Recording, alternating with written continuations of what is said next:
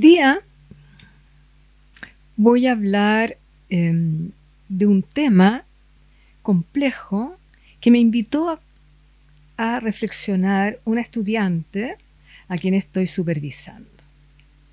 Me decía, profe, ¿cómo puedo lidiar con pacientes que solo se vienen a quejar?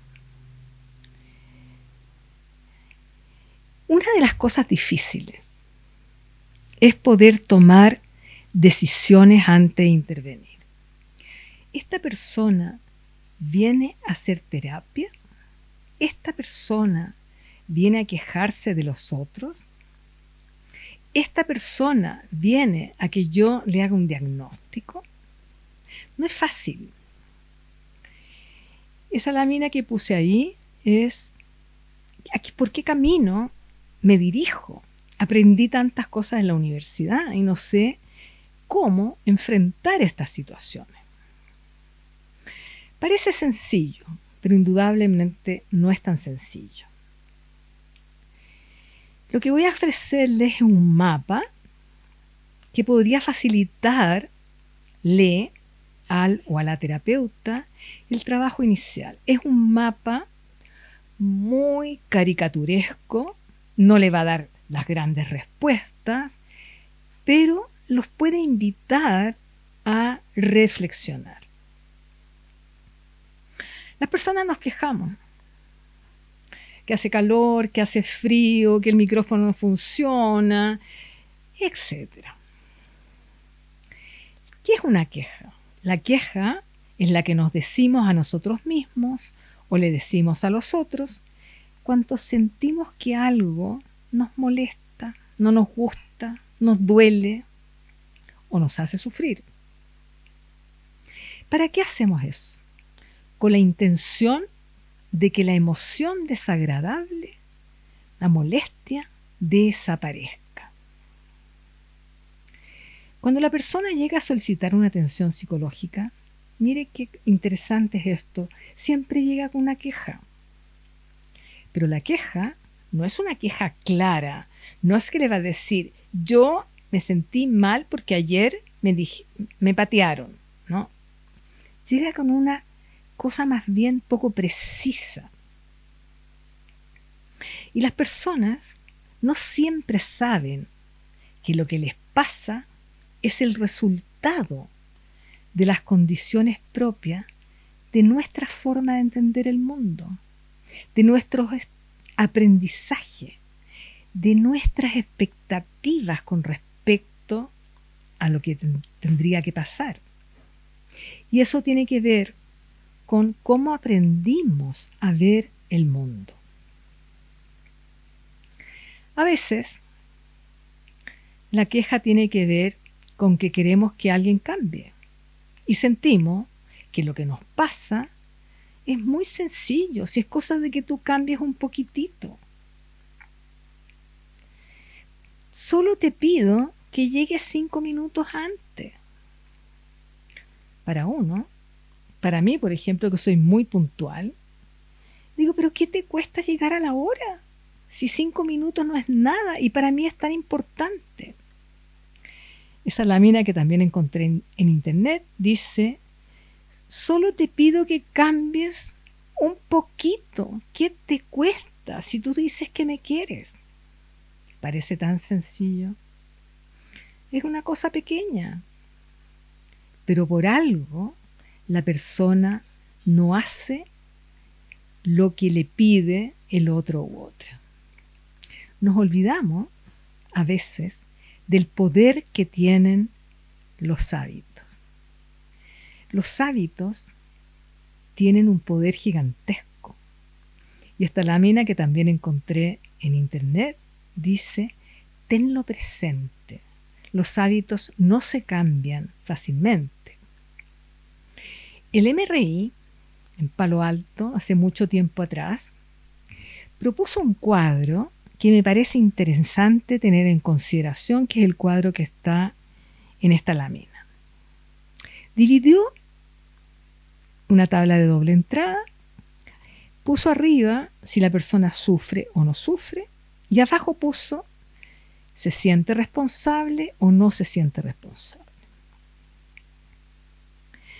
Cuando la persona sufre y se siente responsable, nos va a escuchar, va a estar dispuesto a cambiar porque sabe que algo puede hacer él o ella.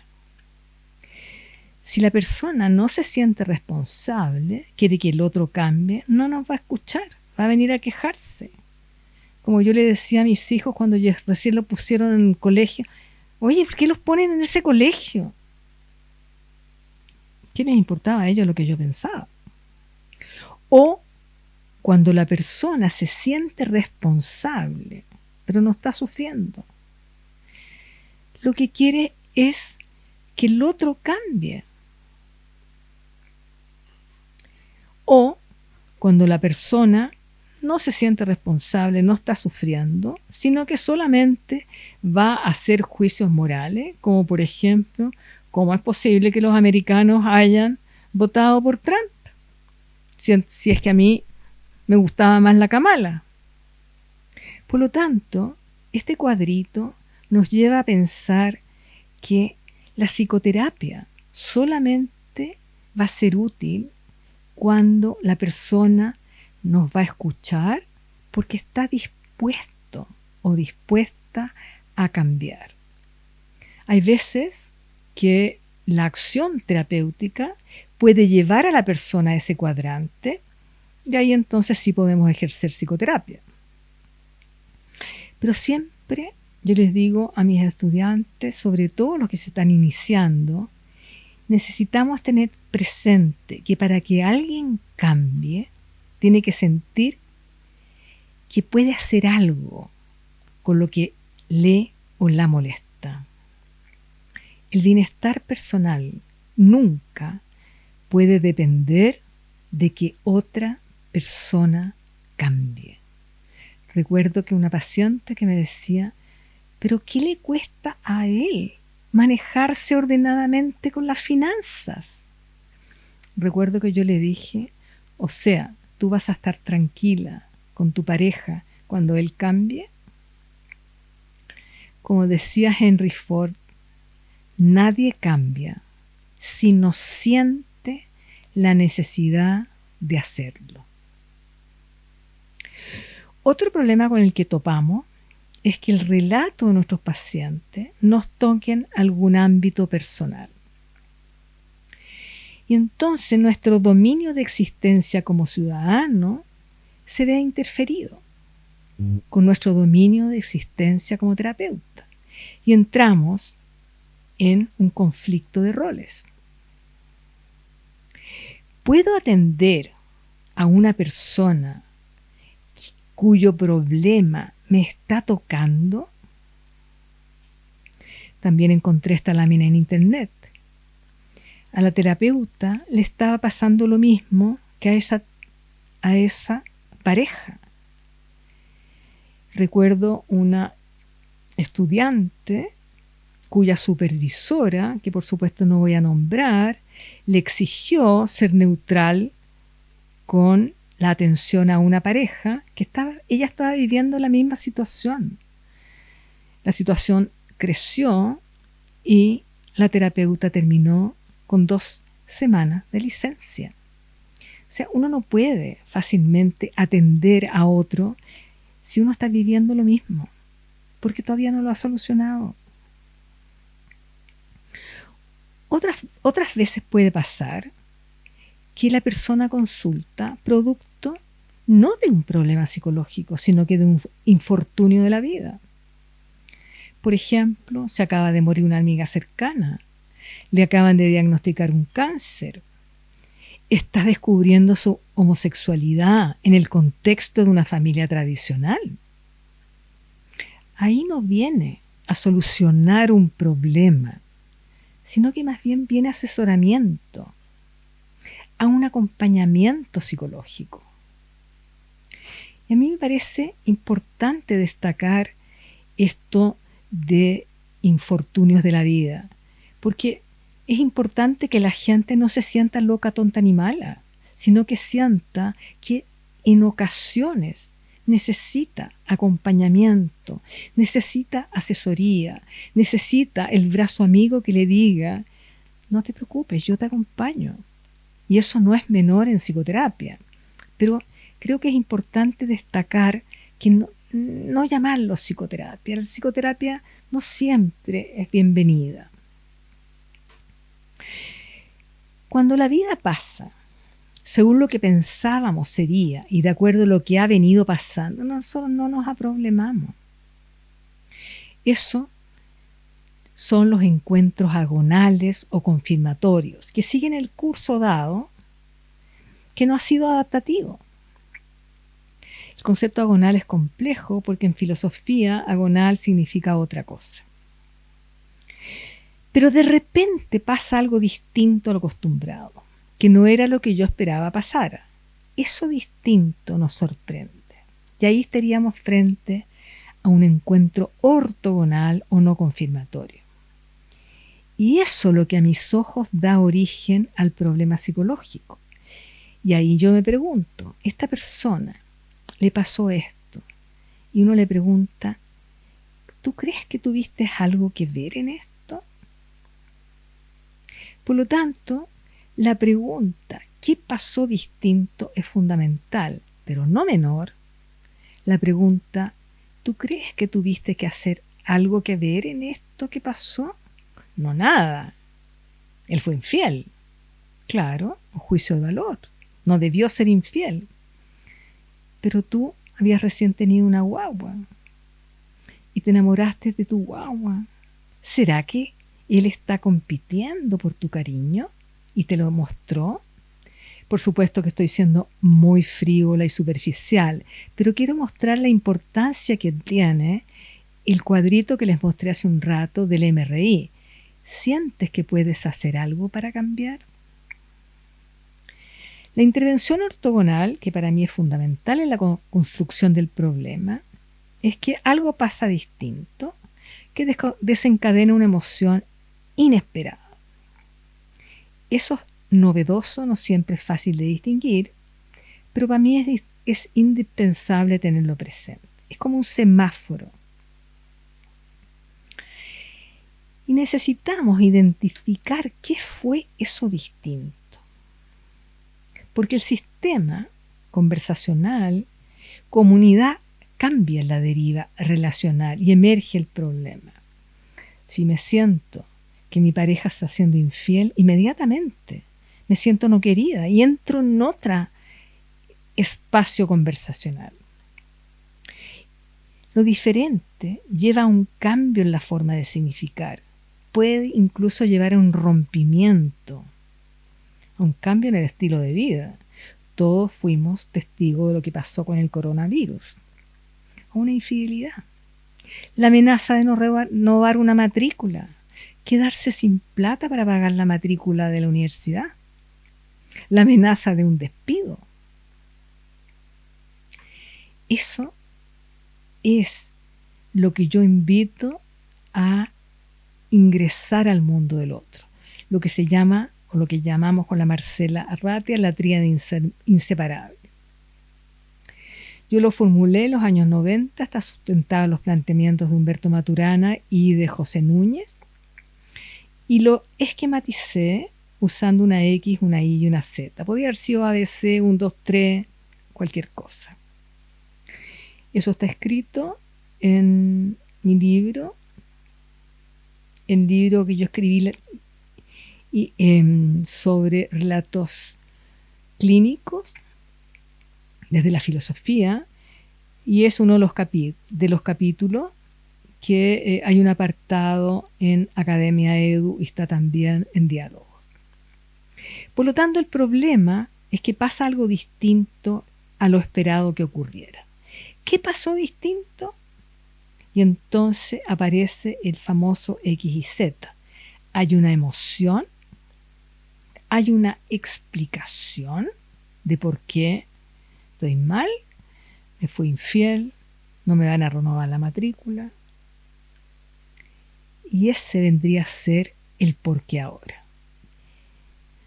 Lo distinto a lo esperado pasó ahora en el presente en algún dominio de existencia, en algún rol de los distintos roles que desempeñamos o algún dominio de realidad de quién o quienes consultan.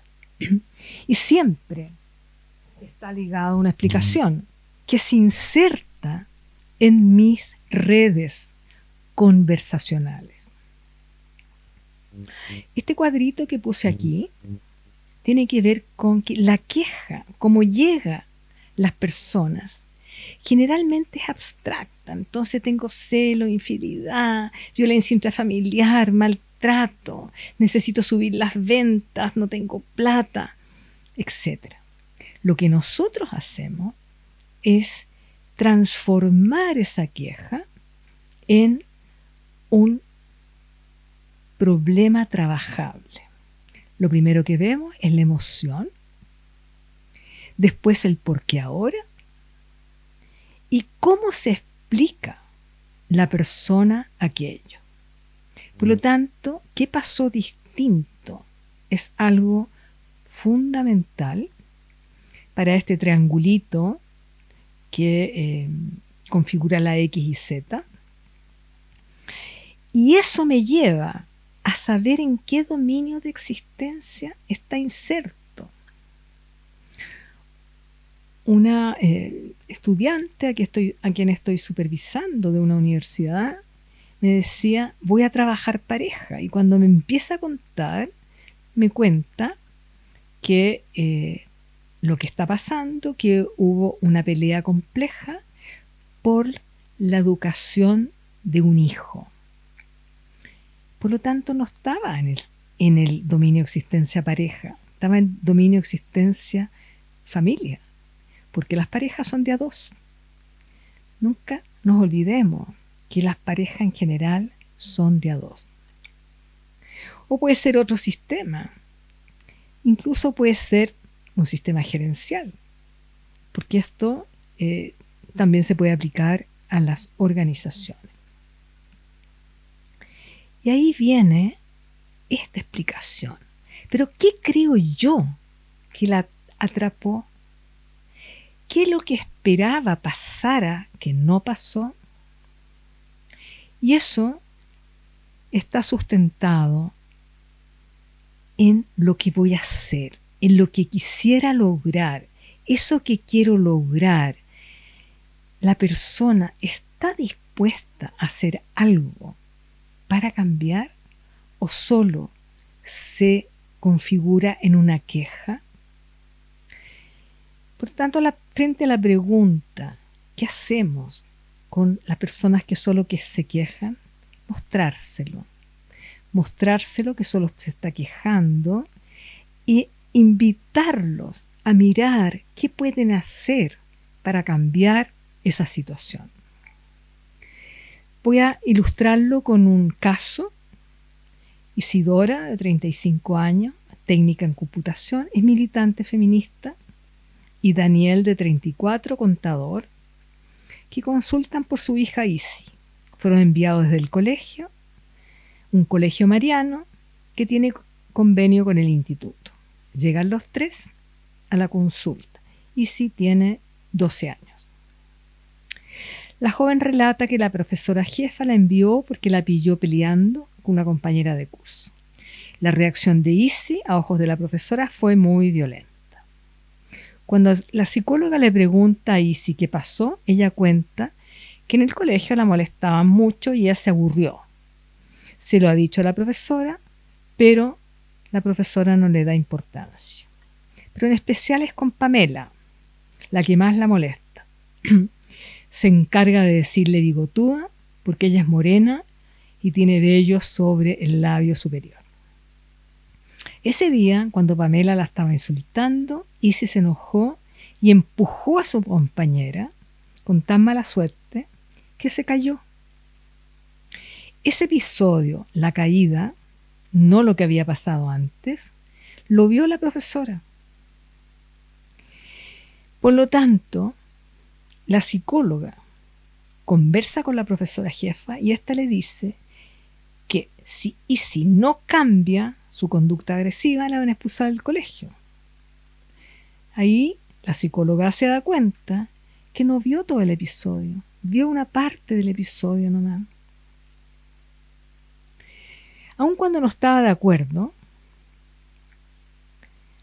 hace algún tiempo la madre de Izzy la había llevado para que se depilara los bigotes, para que no le hicieran bullying. Pero la joven quedó tan traumada con el dolor que le significó la cera con la que la llevaron a depilarse, que nunca más logró convencerla.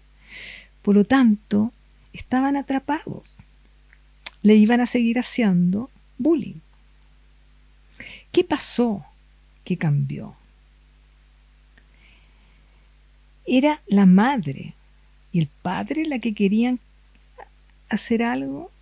¿O fue el colegio, la amenaza de expulsión de la Izzy?